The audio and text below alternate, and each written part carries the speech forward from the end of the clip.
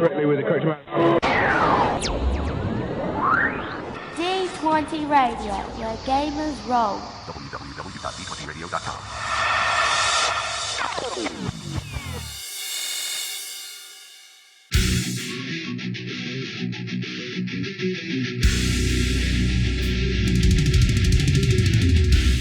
Welcome to Me and Steve Talk RPGs, a podcast where me and my friend Steve try and help you get the most out of your role-playing game experience.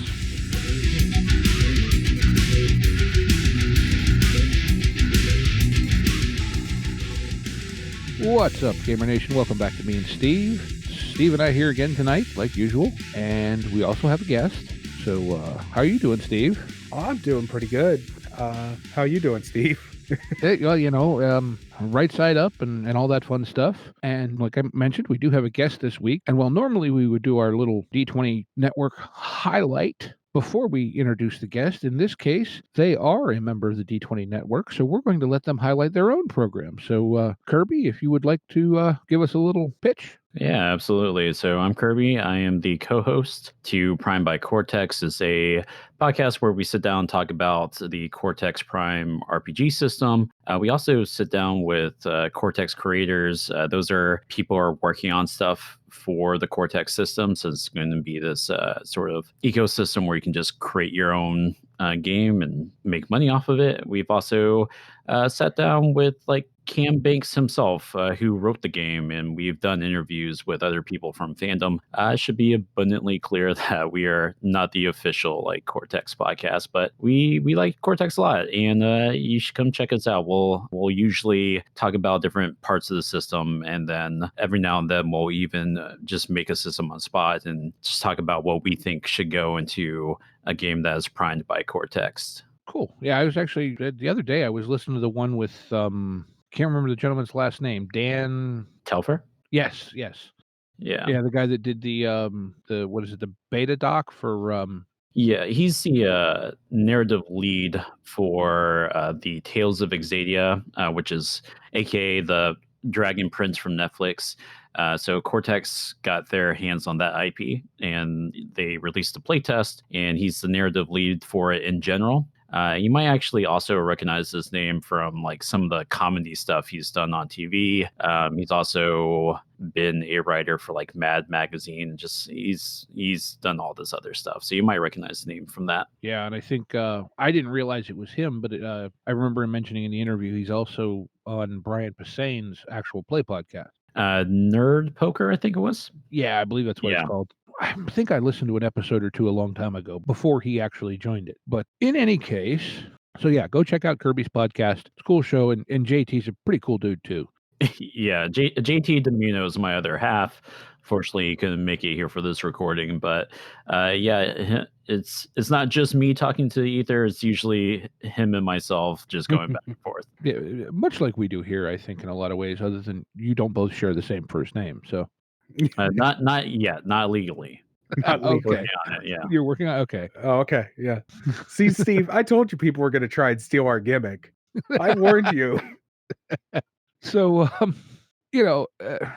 Cortex, this edition is relatively new. I believe it came into print really about the end of the year, didn't it? I want to say October last year, 2020. Yeah, I was going to say, I know that the PDFs, came out, but I thought it actually hit stores end of the year-ish. Yeah, that was a whole kerfuffle. I mean, COVID's a big thing. The game was anticipated to come out much sooner than it did, and then there was a whole kerfuffle with making sure it got to your local gaming store and all that jazz. But yeah, the PDF's been at minimum, the PDF's been available since October, in which Cortex is owned by Fandom, so they're eventually going to have an online platform for Cortex, just kind of like the D&D Beyond. Yeah, which is, so to speak, their claim to fame, is it not really? Yeah. Yep. Absolutely. So they're planning on having that, and it's supposed to be this platform where you not only get to reference the rules, but you're going to be able to make your character sheets on there and do the dice rolls and stuff. And they don't have that feature out yet, but yeah, you can get the PDF on their site now if it's not already at your local gaming store. Okay, so it's going to be like a D&D Beyond and a VTT all rolled into one then. Yeah, which I think is pretty apt because Cortex itself is like there's no like one character sheet that you can really put for Cortex. So when you're talking about like unofficial games that people are just making for Cortex, it's going to be tough to like get all of that for like Roll20 or Foundry VTT, right? So I think it's going to be a good move on their part. Yeah, it does sound like it because, like you said, I haven't actually had a chance to read it yet. I do have a PDF, but time being what it is, and pesky, real life job and all that fun stuff. But I do know from having listened to your show and hearing a little bit of talk about it in other places that it is very modular and very customizable. And I think maybe I don't know, where do you think is the best way to start talking about it? Because we've had some talks around, be it Genesis and stuff, and I know that's a system that you're familiar with, but I know Cortex is a customizable toolbox in a quite different way from Genesis. Yeah, so I think with Genesis, which is a good game, by the way, it's you're typically still like looking at this toolkit where it's familiar from game to game. There might be some tweaks here and there when it comes to making stuff for Genesis, but you can look at any sheet and you can tell like where the tweaks are. And through that way, like it's way easier to have like a Roll20 VTT, right? Make a sheet for that. But with Cortex, like you can look at the PDF's book. They have 3 mini settings, and you'll find 3 completely different character sheets. But it all comes together at like this one base. So to like back it up a little bit, Cortex Prime is like a toolkit like Genesis, which not to knock Genesis or other generic systems, but Cortex is probably the first generic system where I actually felt personally that I had different tools at my disposal. Because when it comes to like Genesis and stuff, you're still kind of doing things like the Genesis way. And it's all just kind of very streamlined. And sometimes that's what you want out of a game. But when it comes to like Cortex, you're able to like mold Cortex around what you're doing rather than molding what you're trying to do around Cortex, if that makes sense. It does. I can definitely understand that. Now that I'm getting my hands on more Genesis, I understand what you're talking about, where it feels like some things sort of feel like it's and it's a great system, but some things really feel like it's just this thing reskinned or renamed to be Right. something else. Whereas you actually have a completely dedicated alternate rule set. Right. And I don't want to like mislead people. Like at the end of the day, there are certain core mechanics that are just core to like the Cortex experience where it's probably going to play and maybe sound samey, but I'd like to think of what makes Cortex different is that it's not just renaming these different traits, it's what those traits wind up doing for your story. So like Cortex, with Cortex Prime, you can have like a very traditional character sheet where it's like your attributes, your skills, etc. Or you can pick these different like tools to tell different types of stories. Like, maybe you're doing like a CW superhero drama. You can have what would probably be out for that would probably be like values and relationships. So those are all like traits that you'll have on your character sheet that you'll actually roll, because the core premise of Cortex is that if it's important to you, to your story, or if it's important to your character, chances are it has a die rating attached to it. Okay. Now, again, going back to what I've heard you guys talk about on Cortex Primed, Cortex, like you were saying, it has stats, but it doesn't, unlike pretty much every other game I've ever seen, it doesn't always use its stats.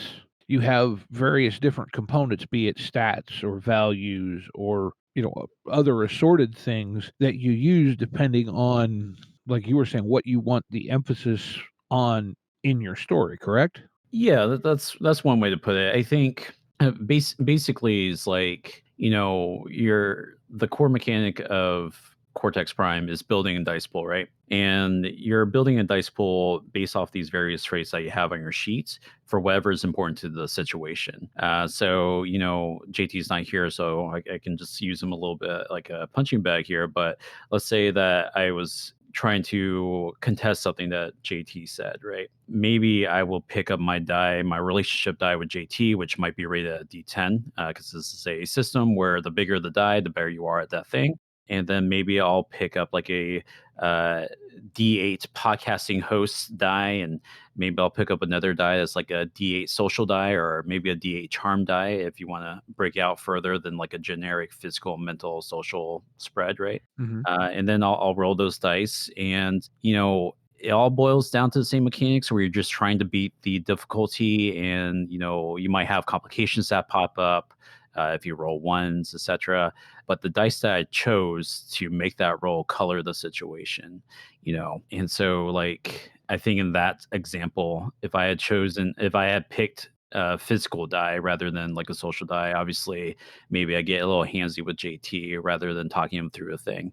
There are probably much stronger examples of that, but that's like the absolute basics. Is you're typically rolling at least 3 dice that are all these different types of traits that the system calls trait sets to then inform the narrative. All right. So now you say you're building a dice pool. Are you then totaling up all those dice? Are you picking up the highest one? You picking the lowest one? I'm guessing higher because you said your bigger your die, the better. But Yeah. So it's a roll and keep system. And so you're rolling a dice pool, and typically you're keeping 2 dice. And yeah, you typically want higher dice, higher or bigger dice, depending on the situation. And so basically, like the method where you would just tally them all up together, it's what Cortex calls a mod.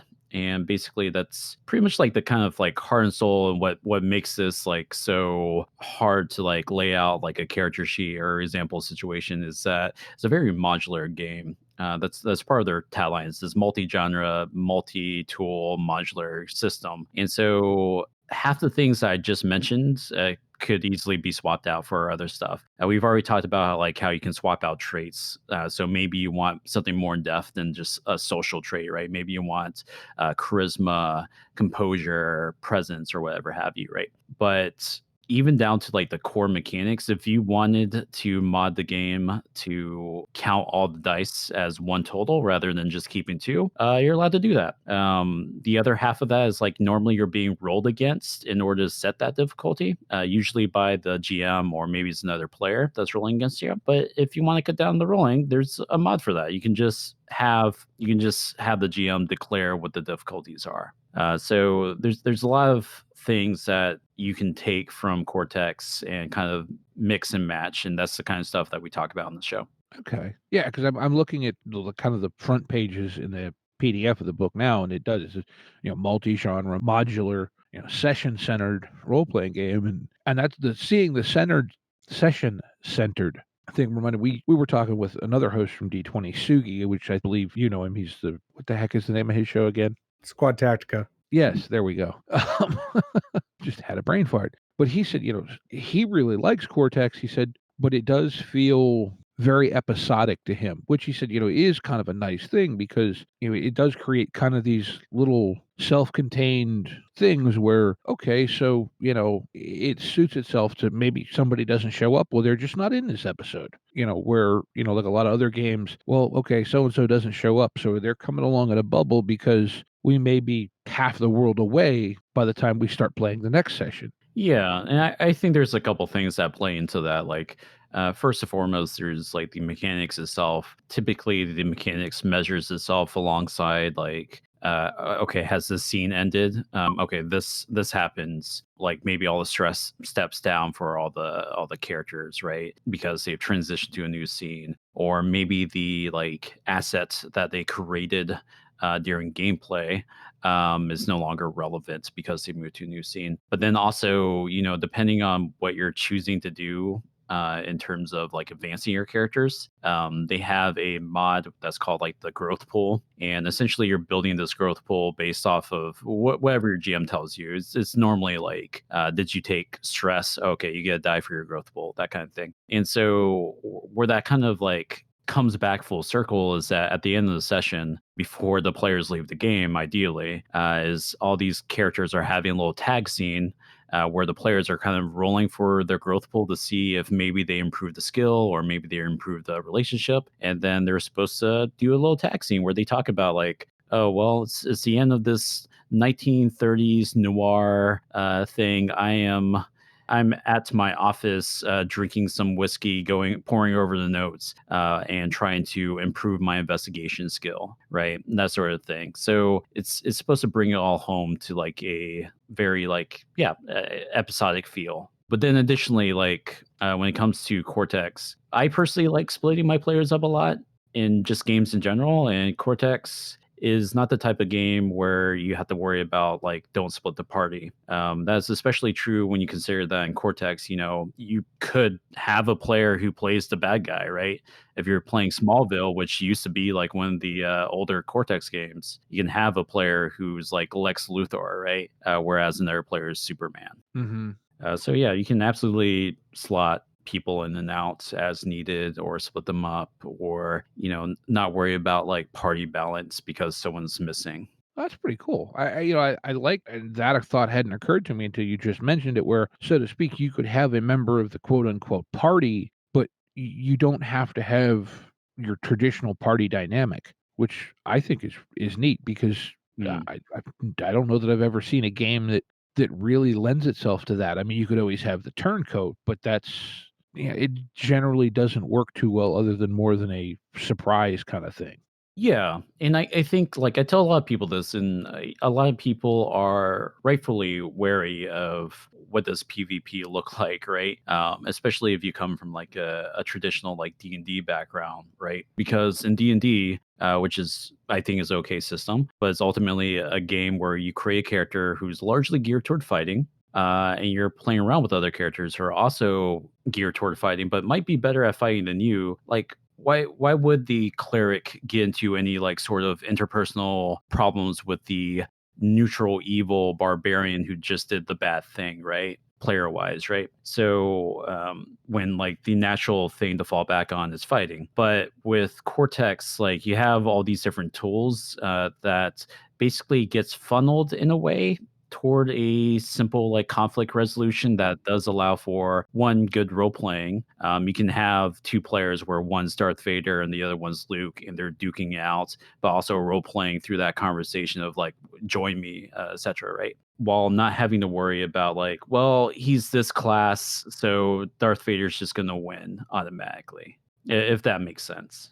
No, I understand, and this is something that, again, going back to, we did talk about Cortex a decent amount when we had Suki on the last time, and he was saying, in his opinion, to a certain point, Cortex seems very focused on the intercharacter relationships, perhaps even more so than the relationships of the characters to the world in general, where that, typically in, like you were saying, more traditional games, be it D&D or whatever, it's the party versus the environment, where, like you're saying, and I think it goes back to, like you mentioned Smallville, and I believe they did Leverage, and some other, TV Mm. drama related games in previous versions of Cortex, so that this tends to focus more on relationships than action, we'll say. And I don't mean to say that it doesn't do action, and I don't have any experience with it, but that, that's kind of where its focus is. Is that fair? I would say that's mostly fair in the sense that, from my experience, obviously I run it a lot.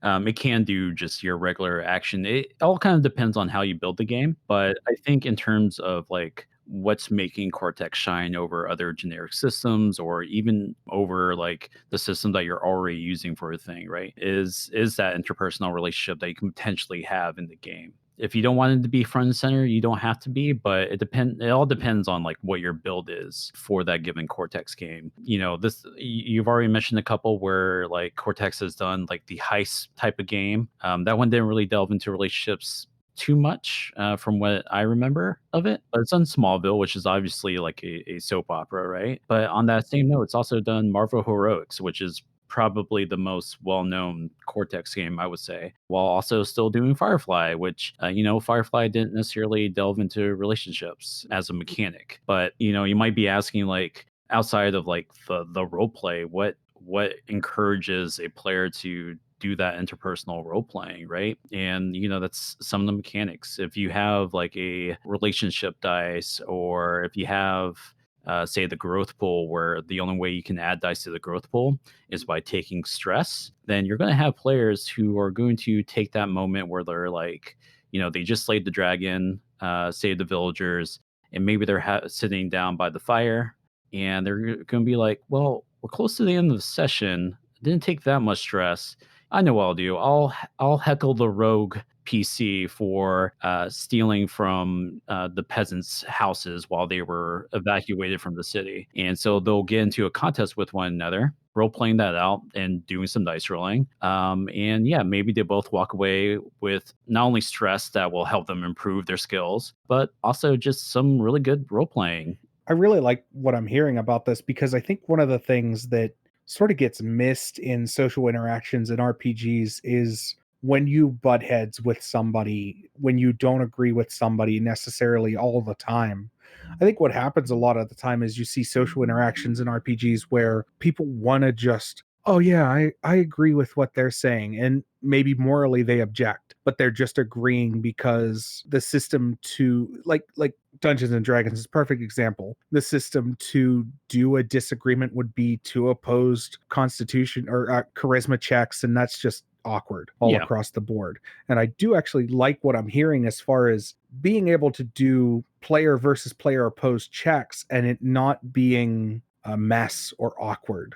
Yeah, and it's just like, there's a lot of role-playing games where, a lot of people are going to tell you that, like, oh, well, I don't really need social mechanics to get some good role-playing. That might be true for that table, right? You might have a phenomenal table whose title card for their podcast might happen to be Critical Role. I don't know, where they have some great role playing moments without mechanics. But I'm here to say that, like, a good system, and not even just like Cortex, right, will have good mechanics that don't get in your way for role playing, but rather enhances the role play and pushes your character like acting in the way that is appropriate that maybe you wouldn't have thought of. And when it comes to like D&D, and especially when we're talking about like interpersonal like disagreements, it just all circles back to like, why would I, as the cleric who is very fragile, pick a fight with the barbarian when a lot of tables discourages even rolling against each other as players? So what mechanics is there to back me up in the social confrontation that might get violent?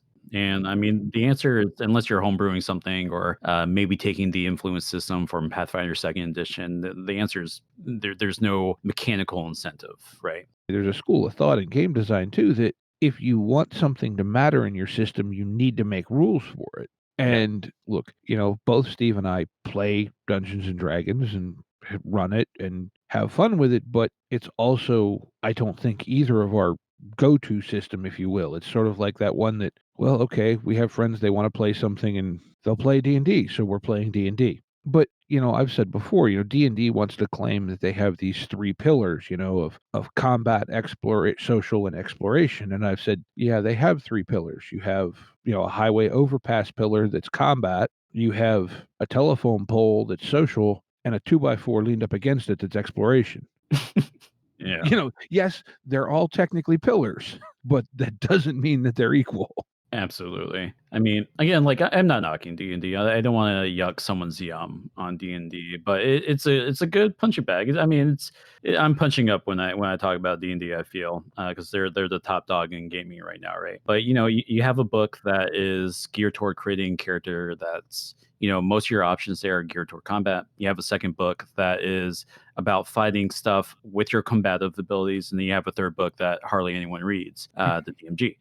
But yeah, so I think that just kind of like highlights what I think makes Cortex shine, right? Beyond other like general systems. And if I want to incentivize a character, I can attach a die to it, or I can make it a reason for them to improve their character. For example, I'm trying to write a horror game, right? What incentivizes a character more to like break off from the group in this slasher than giving them a die and saying, hey, here, take this D12 solo die. You can roll this die anytime you're by yourself. And, oh, hey, it happens to be your best die.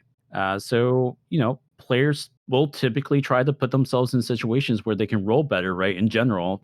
So you're going to have players who are going to weigh the pros and cons of maybe just going off by themselves to roll that D12 solo die. That's different, but it like you said, there's mechanics to reinforce the things that you want to happen, and I think what's kind of unique with Cortex, from what I'm hearing, is that you can move the parts around so that you can put the parts that you want emphasized for your game in that higher importance slot, but the next time you want to run a game with a different story, you could put a different thing there. Yeah, I would personally say it would take little to no work to, even with the same group, even with the same characters in the same story, to session by session move stuff around if that's what you and your players want. That's not typically what you're going to see with your standard Cortex campaign that I know of, but that is an option. It doesn't take much to slot something out for something else if you want to emphasize something. Like, say, like one day you're out in the swamps fighting monsters, but then next session you now have to take that monster's head and do some courtly intrigue because for whatever reason the king's not taking it as a serious threat, but you need to find the characters that are whispering in the king's ears, and so maybe you try to de-emphasize the traits that are for combat and swap it out for more social intrigue. So yeah, it's stuff like that. Yeah. That's neat. I like that. Yeah, Cortex, like in general, when you're building a game, has what they call we already talked about trait sets, which are these various different things. You might have attributes, you might have skills, you might have relationships.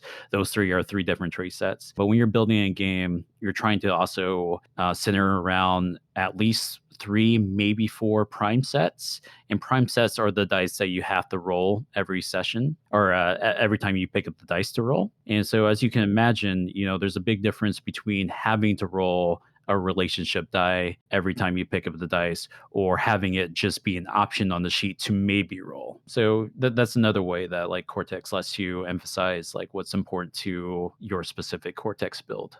Okay. Yeah, I'm definitely going to have to read this because how do I want to say this? I don't want to say it sounds complex in the traditional kind of crunchy complex thing. It sounds, well, modular, so you have to like learn the pieces to know which ones you want to use.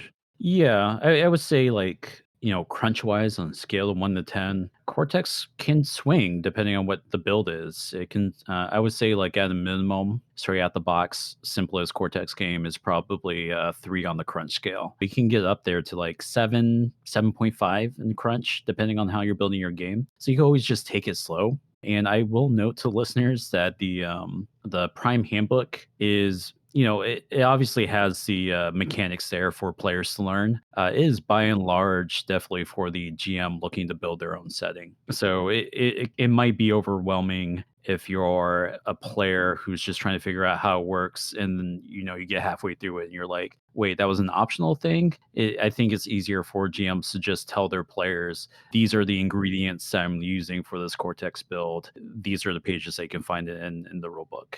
Okay. So now then, as of currently, the only book in print is the game handbook, correct? Yep. The only thing in print is the game handbook, or I shouldn't say we because I'm not Fandom, but they're expecting to release Tales of Exadia this year, and we should be getting, at the very least, a playtest for Legends of Grayskull. They did get the Masters of the Universe IP as well, which I'm excited for because they said it was going to be a multiverse thing, and I frankly just want a party of nothing but Skeletors.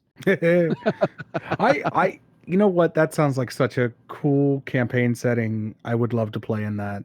Being able to play in Grayskull is like, it's just so cool. Like I love the fact that they officially licensed that, and that's something they're using. So Yeah, I'm excited for it. I was a big fan of the latest She-Ra stuff. I started getting more into the old like He-Man stuff because of this game. But also they're doing that like miniseries, and they did a demo of the Legends of Grayskull game with some of those voice actors. Cool. But yeah, the Cortex Prime Handbook's the only one that's printed. It does come with 3 mini settings. One of which you can actually just view for free on their website. It's Hammerheads, and that's kind of like the crisis response team. Like you get your own like little ship, and you're responding to disasters. It's a love letter to some older show that I am blanking on right now.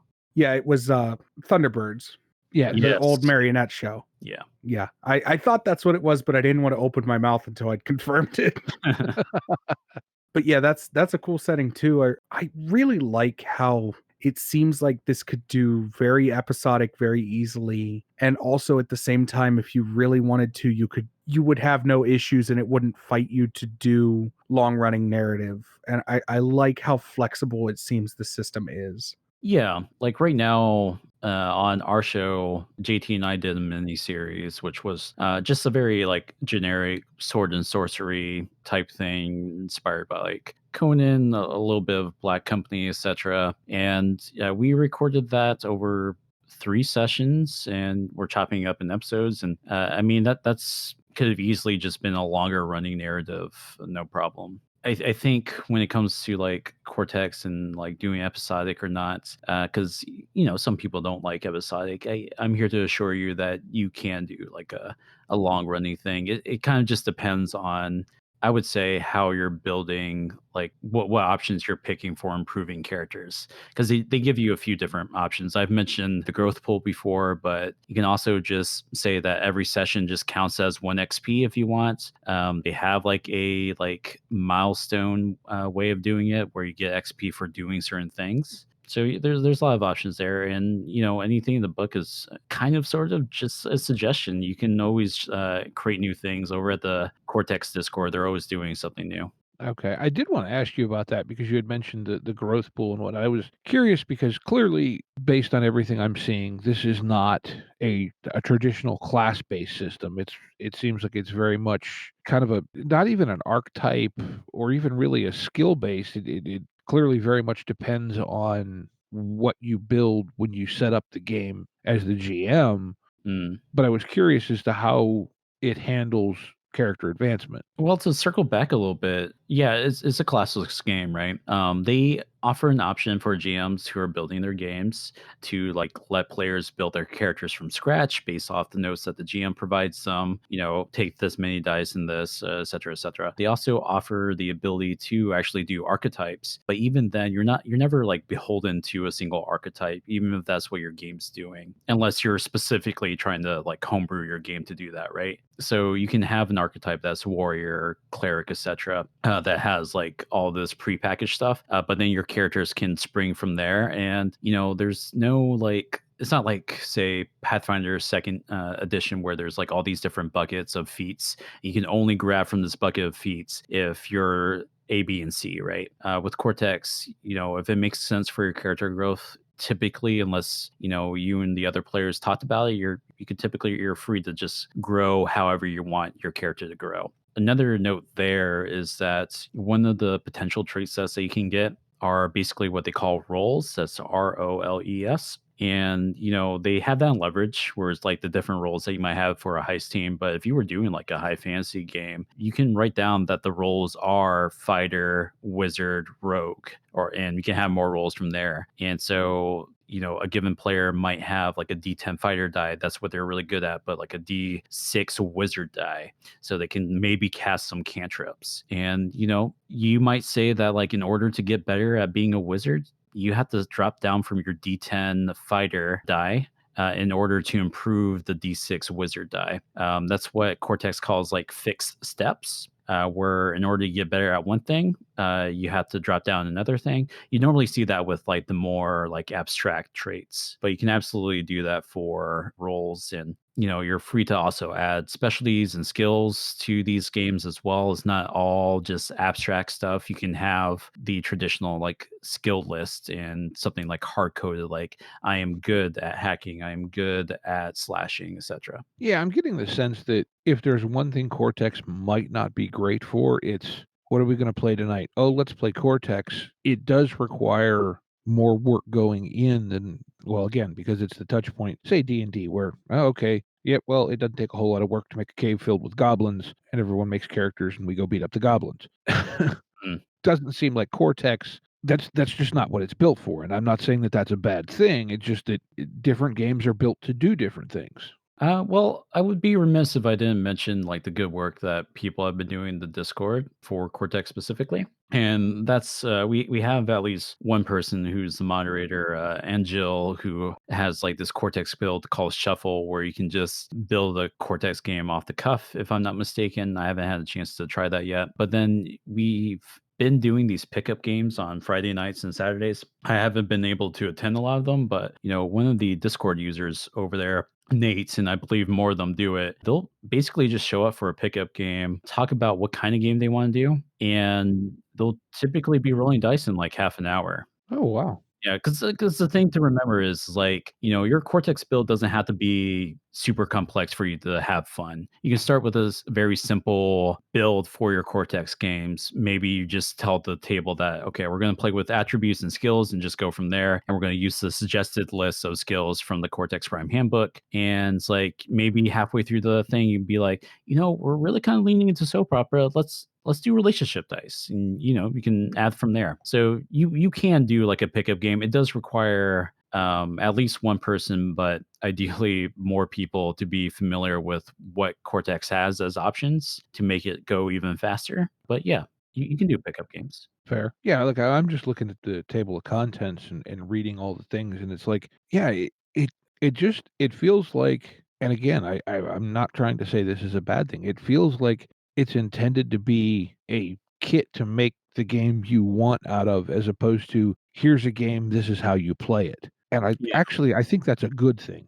Yeah. I mean, like I said, there are 3 mini settings in there that you can just take and run some long games with and just use that as a base if you like. But if you're a GM or player that's not looking to build your own thing, you might just want to lean on those pre-made settings or wait for Tales of Exadia and Legends of Grayskull, or wait for the Creator Studio to come out, and that's going to be like the DM's Guild equivalent, right? Where it's going to be all these fan-made games that they're actually going to get paid for, and pull something from there, and maybe they'll have the thing that you're looking for Cortex. There's a lot of people like hacking stuff for Cortex.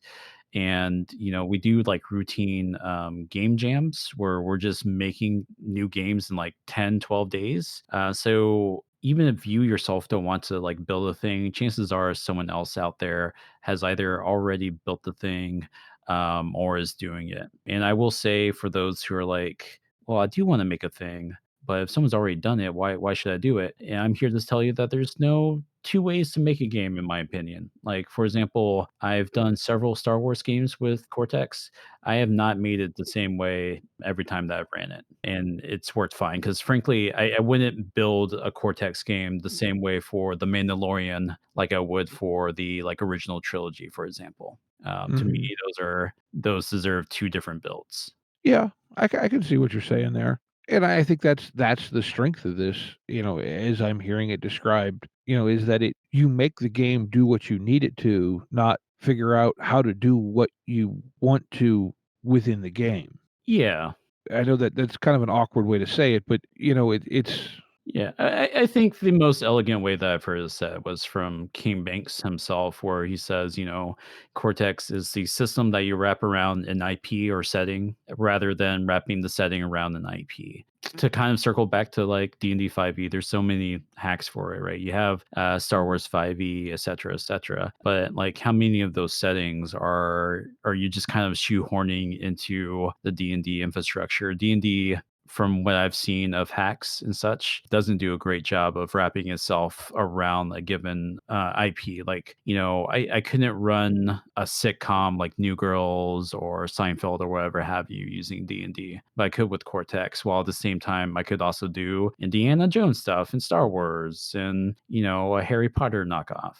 yeah, like you quoted Cam there. That's probably the best way to say it. So you said that the creator studio, is there any word as to when that's actually due to launch? No word yet. We do know like some things about it. Like, we know that, if you're making a Cortex thing right now, it looks like, unless you're doing like a special agreement with Fandom, which it sounds like they're open to, you're typically only going to be allowed to sell stuff through the creator studio if you're making a Cortex game. But yeah, we don't know when it's going to launch yet. Okay. So there's not an OGL per se, but there is the sponsored outlet, so to speak. Right. Yeah. They're very adamant that it's not like your standard OGL because a lot of people hear that there's going to be this system reference document and that commonly comes with like an open game license, right? But that's not the case here. They're going to do an SRD, standard reference document, but it's not going to be this open game license. You have to basically do it through their channels. Well, but in a lot of ways, it seems like this core book is built more like an SRD than a traditional core book. Yeah, and they're planning on releasing a separate like SRD book that will have like all these ingredients, just like not so spread out, just Hmm. like a sort of rules dictionary, I suppose. Hmm. I was going to say the other thing that I would say is the artwork in this book is it's very pretty. There's a lot of art.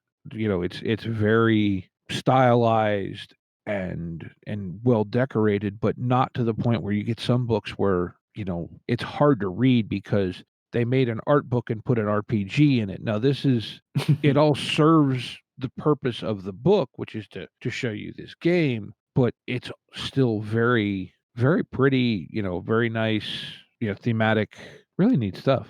Yeah, it's actually impressive too because as you can see in the book, they put the name of the artist and credit the artist everywhere that they put a piece of art, and it's all done by different artists, and yet it's all still like consistent, like it all still vibes together, Yeah. and it's all like consistent quality too. It's very impressive what they did with the layout. Yeah, it's like similar styles, but not yeah, it works despite the fact that it's multiple artists, which is another thing that doesn't always happen. Right. Yeah, I've definitely been that person who has bought like a RPG just for the art. And it turns out that, it kind of originally was an art book. You look at stuff like, say, the Genesis is the only thing that's popping up in my head right now, but that was a game that was originally meant to be a movie. Never wound up being a movie, but they had all this concept art, and yeah, they just turned that into a tabletop RPG. Yeah, well, I was gonna say that was the one that was just coming to my head too, that I didn't hear about it being a movie, but I knew it was put out by an art studio basically as a portfolio that they could sell. Mhm. That might be more accurate. The way I heard is that they like had like an actual like movie script, but it's been a while since I looked at the Genesis. It's unfortunately just been sitting on my shelf for a while now. Yeah, I have not gotten a chance. I had heard they released the PDFs for free recently. Yeah, apparently it's all the digital stuff is apparently free, or maybe all of it, most of it maybe, I don't know. But when I got to the Genesis, which wasn't too long ago, like you can only buy the books if you had it shipped overseas at like a very high price because I think it's published in I want to say Germany. Yeah. And yeah, that was pretty hefty. They didn't even have PDFs yet. But yeah, it's surprising they've turned their system. I think it's the Catharsis system, which actually might be redundant now that I'm thinking about it, into a free to play thing, I guess. Which good for them. Yeah, no, like I remember hearing people talk about that and saying that this is other than the fact that it is very adult, that it's like a coffee table art book quality as far as the artwork. Yeah, it's very adult because it's like post-apocalyptic, grim, dark setting, and so some of the artwork in there is very adult, and it's not even necessarily like a lot of like gore necessarily. They just have other stuff that you maybe don't want your kids looking at. So let me ask you, and I know everybody has this kind of thing with games. What is your go-to overall setting? I guess with Cortex or even regardless of system. Do you like post-apocalyptic superheroes or whatever kind of mashup? Do you have a favorite thing you like to play? For me, it's very much just whatever the flavor of the week is. I think it's easier for me to say that what's not typically my go-to, and that's high fantasy is typically not my go-to. But I don't know. I suppose I would say maybe urban fantasy. Hmm. I got into the hobby through Vampire the Masquerade back in the day, playing Bloodlines, the Bloodlines video game, which I was probably too young for, but I played anyways. So I don't know. I guess I have a soft spot for more urban fantasy stuff. That's cool. Yeah, I'm a little burnt on kind of classic high fantasy at this point too. It's it's just well, and like for me, I actually got into the first game I ever played role playing wise was the old West End Star Wars, and then some other sci-fi stuff and Call of Cthulhu were the games I played early on, and I think that does the games that you play early on can really shape what you're looking for. I think as you mature and go, oh yeah, this is what really kind of triggers my imagination and gets my juices flowing. Yeah, absolutely. And I don't know, I think it's kind of interesting to see, to compare like two players like career, I guess you can say it was. Like one player might have had their start with Advanced Dungeons and Dragons, and their player might have had their starts with GURPS, and another player might have had their start like me with World of Darkness. And they're gonna have like three different like outlooks on games that have only matured since then, I feel. Yeah, and the industry has changed, and the philosophy of game design has changed so much. Well, the '70s through the '80s and the '90s, and now in this millennia, it's evolved, and right now especially we're in such a golden age. Between digital publishing and OGLs and all these things where there's just so much out there for you to be able to find that thing that is what you're looking for. Yeah, I think especially like it seems like every IP is getting their own tabletop game, and sometimes it's just like a IP that's adapting itself to, I don't know, 5e or an existing system. These IPs that are getting licensed for completely new RPG systems. It's an interesting time. It's been an interesting time for indie gaming. It's starting to grow to be a little bit of a different time now in the space, because I feel like there is like more and more attention with, we got this D&D movie coming out, and so people are looking at role-playing games, and I think people are trying to just kind of jump ahead with IPs, since it's like the easiest way to attract someone's attention from the top of the list with D&D to maybe looking at these other games. It's hard to show a person a list who maybe just watched the new D&D movie, which will surely be a hit, and say, hey, look at Savage Worlds, or look at this Powered by the Apocalypse game. We can just show them the Alien RPG or the upcoming Terminator RPG, right? Yeah, I almost backed that Terminator RPG too. Probably end up kicking myself for not doing it, but I actually played that studio's original game some back in the '90s, and it was an interesting game. I have it now in PDF, but it was a really hmm it's called Slay Industries, and they just released a second edition. Hit stores, I think, in February this year. That sounds very familiar. I would call it a dark metal sci-fi cyberpunk. Okay. It's very kind of post-apocalyptic. hmm It's definitely got cyberpunk vibes to it, but a little more sci-fi and very kind of aggressive tones to it, I guess is the best way to say it. You actually had a class in the original first edition of it that was called a kick murder. Okay. Yeah. But yeah, that was like you said, but if that's your thing, then you're just thrilled with it. Now, I will have to say, Steve and I have an IP that both of us keep going. That's a game I want to play, but no one has yet made it, and neither of us have yet taken the time to do so. Have you, by chance, ever watched? It was a series on A&E called Into the Badlands. Yes. I love that show a lot. The same creator is supposed to be doing some sort of kung fu western. I'm not sure if it's a spin-off or a continuation, but yeah, I like that show a lot. Yeah, that always but it strikes me as like people go, "What is it?" I go, "Well, it's post-apocalyptic antebellum steampunk mystic kung fu." Yeah, which sounds like it's trying to do too much at once, but it works. Yes, it's so fascinating. Yeah, that's a great series. It really is. Yeah. And Nick Frost is good in that too. Everybody's good in it. I don't think there's anybody in that series that isn't good. But yeah, that's one that if somebody came out and said, "Oh, by the way, we got the rights and we're making this," I would be like, "Okay, here's my money." Yeah. I'd be there with you. Although, well, I don't know if it was a 5e hack, but I probably still would be like, "Fine, I want to see I will see how you do this, and if it's bad, I will tell you it's bad." I'll back it for the PDF because at least then if it's bad, I can just delete it and forget it exists. That's so mean. But Mm. sometimes. Yeah. And I agree with you that like where your formative years is sort of where your tastes kind of lie. And I can agree with that.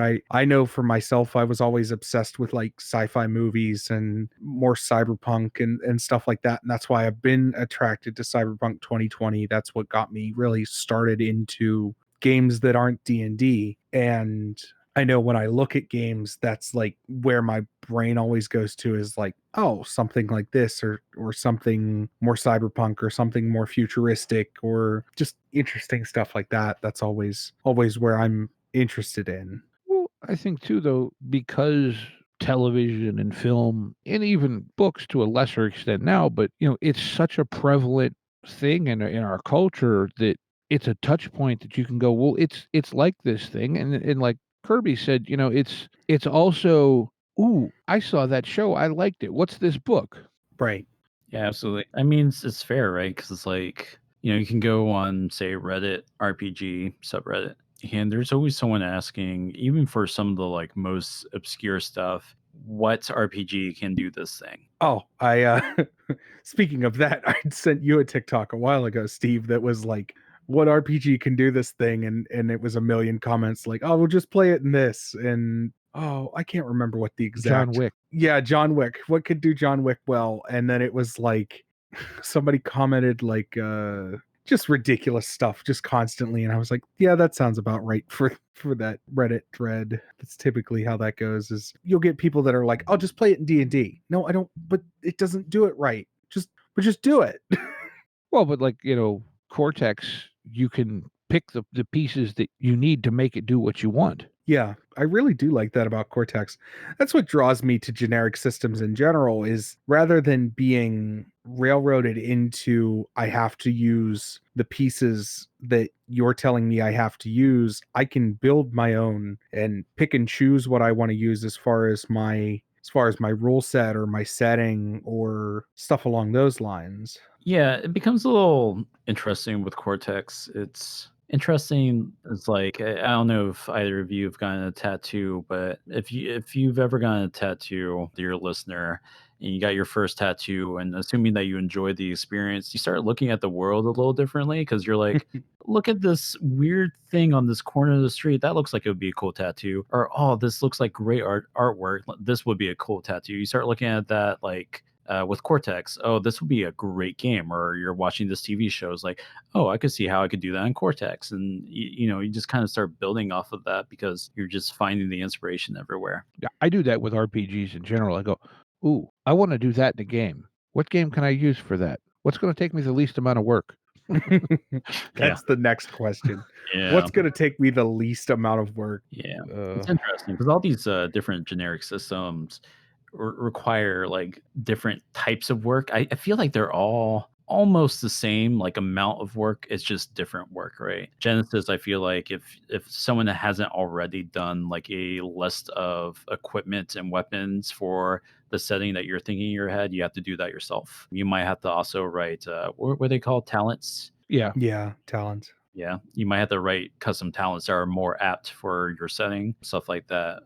With Cortex, you just have to think about like, I mean, it's still a lot of work, quote unquote, in the sense that you have to think about like, I want to do Enter the Badlands. What's actually important, because you have to think about how to build your character sheet, right? And it's like, well, all these people, like, they're doing the martial arts, but they don't talk about different styles. So I guess I won't have traits that cover different styles. It doesn't really seem to matter for like the major characters, like the power difference. They all seem to be like relatively on there. So if that's not important, what is? And you just kind of follow that like rabbit trail until you get the build that you want. Yeah. No, I'm definitely going to have to sit down and read this, because it feels like, I go through these moments where I'm thinking about gaming, and I go, man, I just want to have that one system that's my go-to. And then I go, but I don't want to give this game that I have up for this kind of thing. And I don't want to give this other game up for this other kind of thing. And so I end up just going, I want all the games. Yeah. Yeah. Yeah. I think it's also a thing where even if you don't use Cortex as Cortex, you can glean things from it in terms of how to maybe tweak some other game that you want to play by what Cortex does. So it's a valuable resource to have in your collection, even if you're not going to use it as is. Yeah, I would agree with that. I think for me, Cortex was just an easy sell because it has all the things that other games do, like individually under one umbrella. And I came in through the Firefly RPG. Managed to grab that before it was pulled off the digital shelves.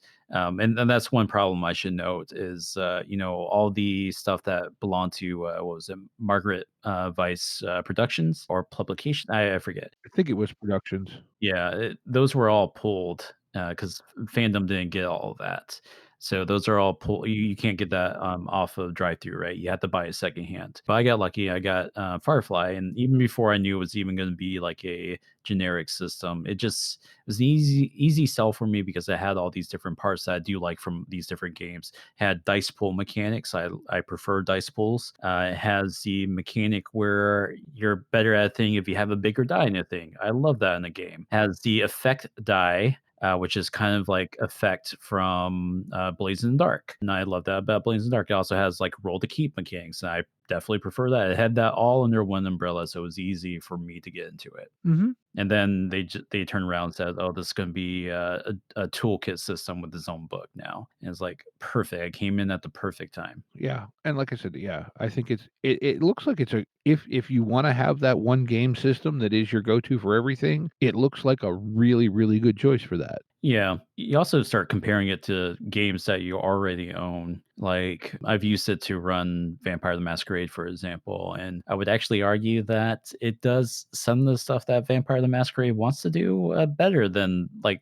that actual tabletop system. But then there are other games where like the game that's designed for the specific thing turns out to be better. So it's just nice to have Cortex there for when you run into those games like, well, I don't really like how crunchy this Shadowrun game is. I'll just run it with Cortex. Exactly, exactly. Because some games, like you said, Shadowrunning, and we had a couple months ago, we did a interview with a couple of guys who've been into Shadowrun for years and love it, and both of them actually do a decent amount of work for Catalyst at this point. But they both said, "Look, nobody plays Shadowrun for the system." Absolutely. And, I'm not averse to crunch. And Shadowrun's a crunchy system, right? I just want my crunch to be well done if it's going to be a crunchy game. And I don't think the Shadowrun stuff is well done. I do want to be clear, like I do play other games. I don't just substitute everything with Cortex. Like I'm currently into like the 2D20 system right now with the new Fallout and Octoon Cthulhu game. Now, which version of Fallout, the actual 2D20 Fallout isn't out yet, is it? You can pre-order it and get the pre-order PDF copy now. Okay, because I know actually the guy we talked to last week is streaming a game of Fallout Wasteland Warfare as an RPG. Yeah, that's so weird to me because it's from the same company, right? Modifius, and they advertised it as an RPG, but it was definitely like a minis game first that happened to have RPG supplements, and that kind of feels weird to me. But Yeah. they do have like this new Fallout 2D20 system. Kind of surprised because they're releasing 3 games essentially back to back. Yeah, they've got what, Dune? Yeah, Dune, Octoon Cthulhu, and Fallout are all seemingly coming out at roughly the same time. All the pre-orders are out for it, so you can pre-order Dune and get that copy now. You can pre-order Fallout, etc., and get that copy now. Which I think Fallout's probably been the best one they've done for the 2D20 system. Yeah, I've not gotten a chance to play with any of that. Although when you were talking about the Fallout thing, I remember now hearing an interview with, I believe the guy's name's Chris Birch, that's the head of Modifius, but they initially got a license to do kind of a board slash miniatures game and intentionally built it so it kind of had RPG in it in the hopes that they could eventually get, I guess it's Bethesda, to expand the license to allow them to put out a full RPG. Okay, yeah, that's clever. Okay. Yeah, so while it does seem odd, it was actually an intentional choice designed to go, oh, okay, let us do our thing with this, and then we'll show you how good we can do, and then we can do the thing we really want to do with it. Yeah, no, that was smart. I didn't even think of it that way. So is there anything more you want to tell us about Cortex? Anything more do I No, I don't think so. If you want to see like Cortex in action, JT and I have that miniseries. Fandom has their Roll and Keep series where they're basically rotating GMs and playing through their various settings. Right now, they have Melly running Eidolon Alpha, which is kind of like this Roman or Greek. I think Greek based sort of. I don't want to say Pokemon thing, but it's kind of like a Pokemon thing because you play as characters that like are inhabited by like a spirit of an eidolon that you use to have godlike powers, but at the same time you can also send it out into a world and battle for you. So that's kind of Pokemon-esque there. And Melly is should actually be a somewhat familiar name. She's the community manager for D&D Beyond as well. I think for just fandom in general. I'm pretty sure we had her on the show not too long ago. I was going to say, I recognized the name. I just wasn't exactly sure where from. So you can check that out there. And I mean, I think the only other thing I want to talk Cortex about is, JT and I on our show, we do a segment every now and then. We don't do it for every episode where we will prime a setting together. Sometimes we're tackling it from two different angles. Sometimes we're doing it cold where we're just talking about on spots. And we've gotten suggestions like, we did Avatar the Last Airbender. We took a suggestion from Melly and primed that. That was about like cooking and witches. We turned that to a game. So I'm here to ask the two of you, what do you think JT and I should prime next? I mean, my first response is to tell you we just told you about 5 minutes ago. Yeah, that's my go-to is just to be like, yeah, just I want to see you two, workshop an Into the Badlands game, and then also simultaneously steal that and play it on my own. Yeah, absolutely. All right then. I'll let JT know if he hasn't already watched the show. He has a lot of binging to do. Was there 3 or 4 seasons? I think just 3 seasons, but it's like hour-long episodes, right? Or Yeah, about 45 minutes. yeah. Well, okay then. Yeah. That's all I have to say about Cortex right now. I got some thinking to do about Into the Badlands again. Well, at least it's a show you already enjoy, so it won't be quite as much work. Yeah. Yeah, with that, I think we're moving into Game of the Week. Game of the week. Game of the week. Game of the week. All right, who's going first? I can. All right, Steve goes first.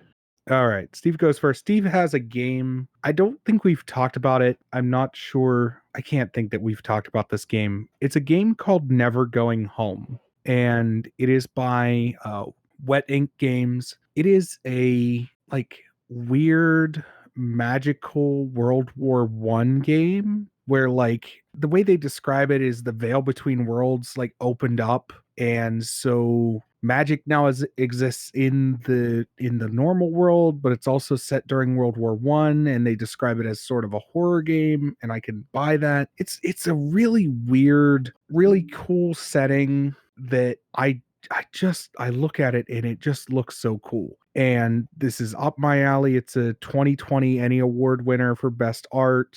The art is really interesting, really gorgeous, and definitely something to check out. Like I said, it is just this weird World War One game where it's that mixed with, like I said, Cthulhu and magic and grimdark fantasy, just really cool stuff. Yeah, I remember hearing about this now that you mention it, but it had kind of fallen off my radar. But yeah, that is definitely the kind of thing that I'd be interested in that too. Honestly, if you've listened to the podcast long enough, nobody's shocked that I'm like, hey, I got this weird, like, historical, like, fantasy horror game.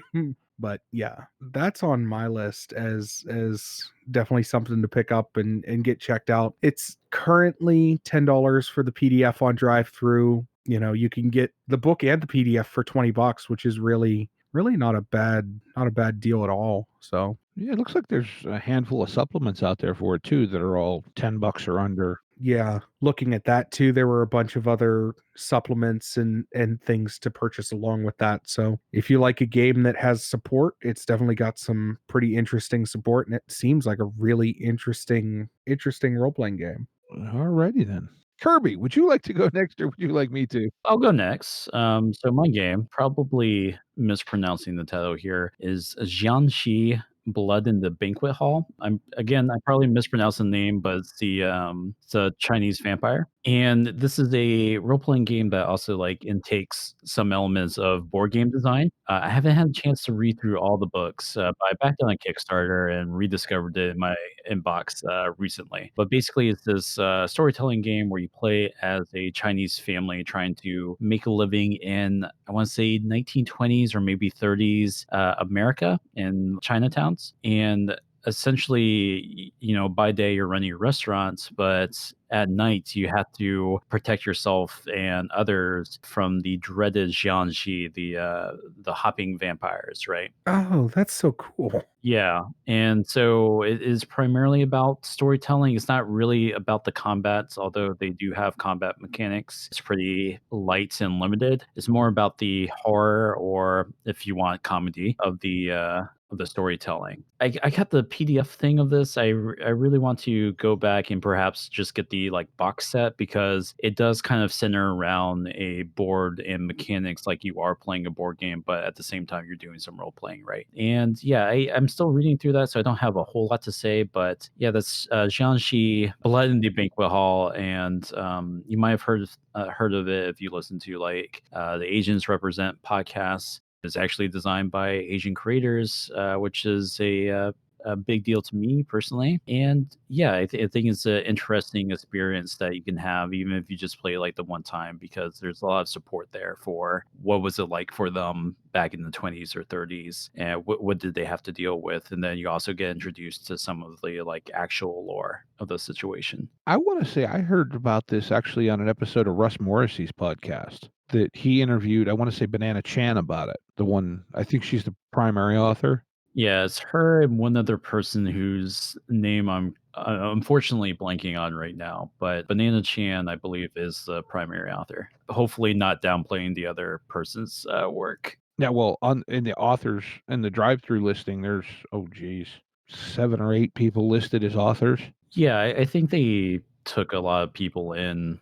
They also like were very responsive to feedback during the Kickstarter, if I remember right.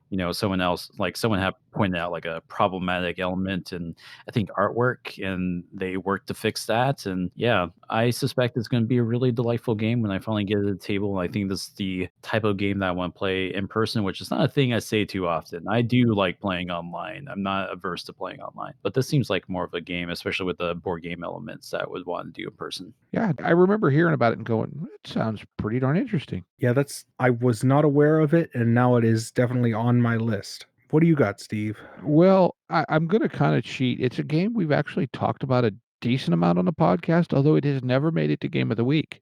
I think you know what I'm talking about already. This is Delta Green. So it's a little bit of a cheat, but I figured it's worth mentioning because it really, if you don't know what Delta Green is, it is a Call of Cthulhu spinoff, but it uses a kind of streamlined and modernized version of the rule set that is incredibly simple to play at the table. And if you're into that kind of mythos horror type stuff, it's an absolutely fabulous game. It won, I believe, at least a silver Annie when it came out in 2016. The artwork is it's kind of disturbing, but it's Call of Cthulhu game, so it should be. Yeah, absolutely. But the other thing, if this is a thing, we were talking about how the artwork in Cortex is also cohesive. I believe Dennis Detweiler does all the art for the entire line, all the books, all the, be it the GM screen. And I actually bought the hardcover slipcase a little over a year ago now, and they're wonderful books. You can get you can get all the PDFs on drive-through. There's an agent's handbook. There's a handler's guide. Handler's guide is, in all honesty, mostly lore and information on their version of the setting. All the rules are in the agent's handbook. But the other thing about this game that I really love is they have technically it's a pay what you want quick start. For the digital version, it's pay what you want. It's called Need to Know. And I have to say, as far as the rules in a quick start, I have not seen one that gives a better explanation of rules. I mean, they include pre-gens, but there are basically full character creation rules in the quick start. I dare say if you had something to source adversaries from, maybe an old Call of Cthulhu book or something like that, you could actually play a campaign from the quick start rules easily. My personal opinion. Now, Steve, you actually, I ran this for you and a couple other friends. The adventure that's in the quick start guide, I think it's not the strongest adventure, but it's a quick start guide, and it's pay what you want, so you can't really complain. I thought it was a pretty decent adventure for it being what it was. But it's, I mean, and you can attest to this. It's the rule system is so simple to play. Oh yeah. There's really only like one complex mechanic in it, and it's not even that complex. It's just you have to. It's a little fiddly, but that really only comes into play in what I would call campaign mode, because it has to do with, they have the sanity system that Call of Cthulhu is famous for, right? But they added a thing to that called bonds, which what those are is your character's relationships with, say, and you get to create them as you create your character. It could be your character's wife, children, ex-wife, dog, somebody from work, anything like that, right? But what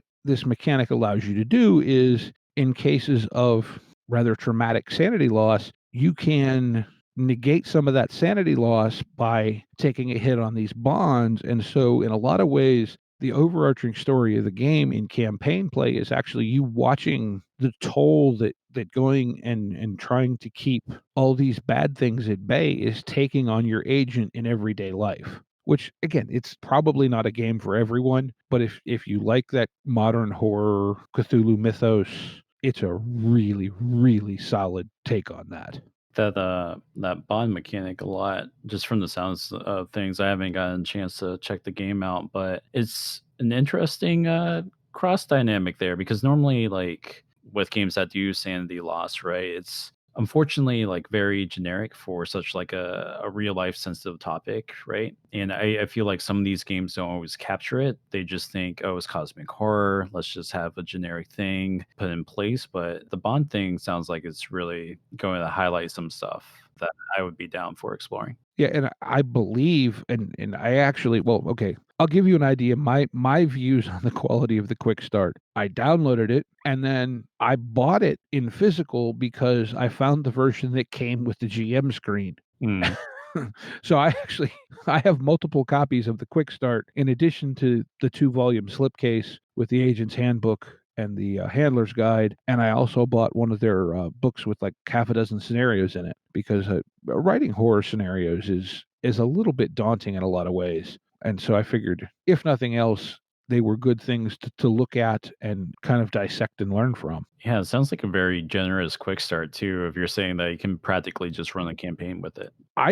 Now it doesn't have, it's a skill-based game, right? So there's not classes, but they do have, if you will, templates that, like, okay, you're a scientist, so you're going to have roughly this skill package and then some extra, skill points to put here, there, wherever. They don't include as many of those in the quick start guide as they do in the agent's handbook, but there's still, I want to say, 4 or 5 of those templates and direction as to, well, if you want a template that's not here, this is how you would build it. And the other thing, if you're really strapped for time, you can actually, and I don't know if it's free because I haven't looked, you can actually get the quick start guide on Audible in audio format. That's okay. That took a second for me to process, but that's really interesting. Yeah, like I said, it's Arc Dream is the publishing company. Like I said, I've talked about them a decent amount on the show before, but if that type of game is appealing to you, it is in my opinion, it is an absolutely wonderful version of it. Completely agree. I adore Delta Green so much. It is such a great game.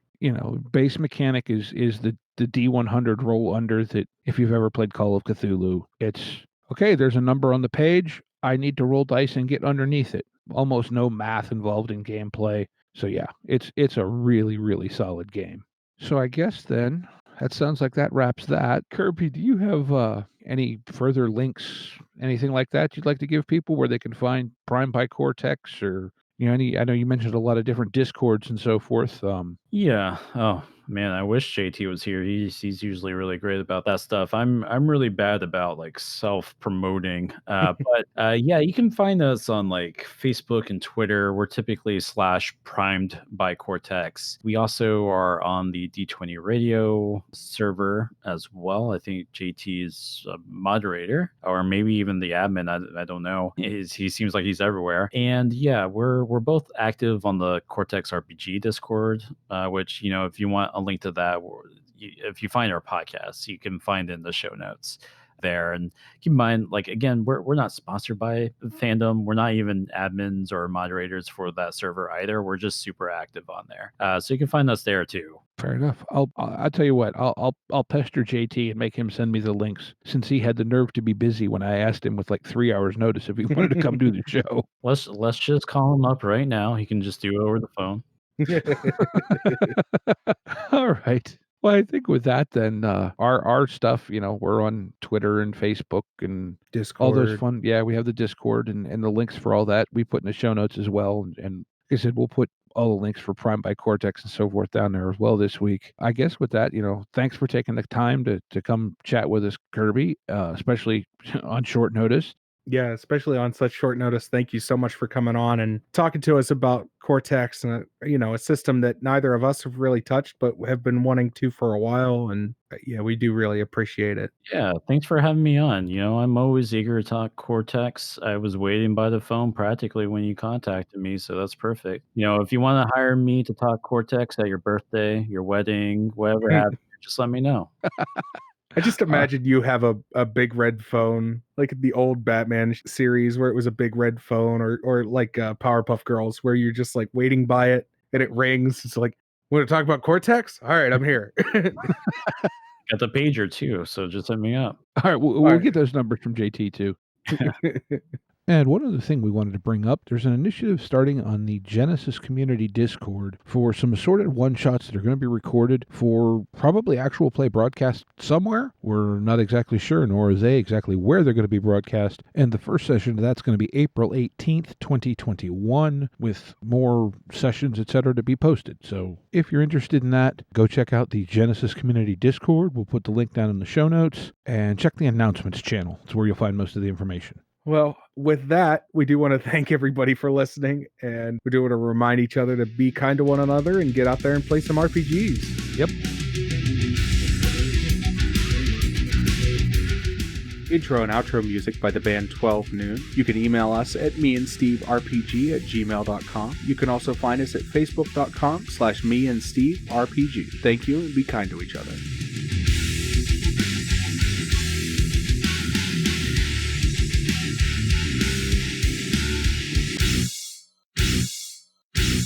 How much for the cigar? Cigar, $20, dog. You gotta go down the street to the store and buy that.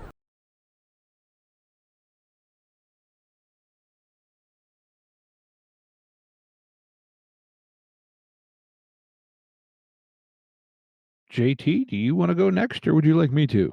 Or not JT. You're Kerby. Kerby, would you like to go next, or would you like me to? Right. I'm legally changing my name, remember? Okay. Yeah. I'll go next. JT, or yeah, JT. No, You're not Kerby. JT. Kerby. Yeah.